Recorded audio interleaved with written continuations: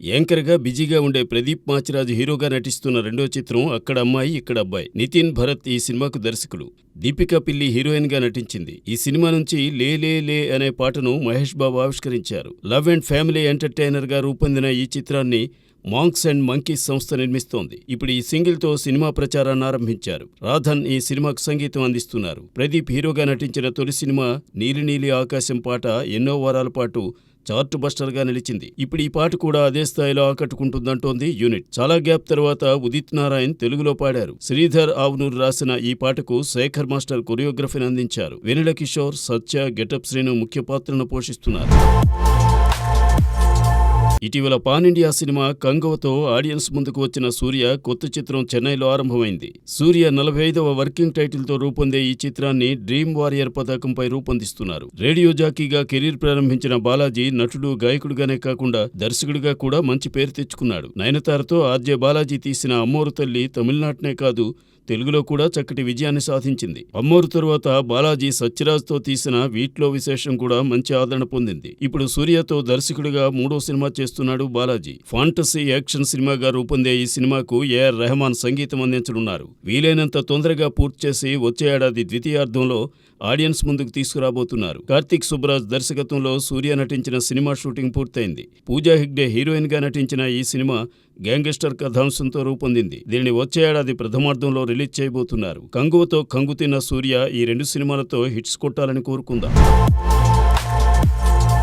నిఖిల్ హీరోగా నటించిన తాజా చిత్రం అప్పుడో ఇప్పుడో ఎప్పుడో. రుక్మిణి వసంత్ తెలుగులో చేసిన తొలి చిత్రం ఇది. సుధీర్ వర్మ దర్శకత్వంలో బీవీఎస్ఎన్ ప్రసాద్ ఈ చిత్రాన్ని నిర్మించారు. నవంబర్ 8వ తేదీన ఈ సినిమా రిలీజ్ అయింది. అయితే నిఖిల్ కెరీర్ లో అతి పెద్ద డిజాస్టర్ గా నిలిచింది. కార్తికేయ 2తో పాన్ ఇండియా ఇమేజ్ తెచ్చుకున్న నిఖిల్ కి ఇది పెద్ద దెబ్బే. ఇదిలా ఉంటే ఈ సినిమా ఆల్ ఆఫ్ సడన్ గా ఓటీటీలో ప్రత్యక్షమైంది. ప్రముఖ ఓటీటీ ప్లాట్ఫామ్ అమెజాన్ ప్రైమ్ ఈ సినిమాను 28వ తేదీన స్ట్రీమింగ్ చేసింది. అంటే రిలీజ్ అయిన 20 రోజులకే ఓటీటీలో ప్రత్యక్షమైందన్నమాట.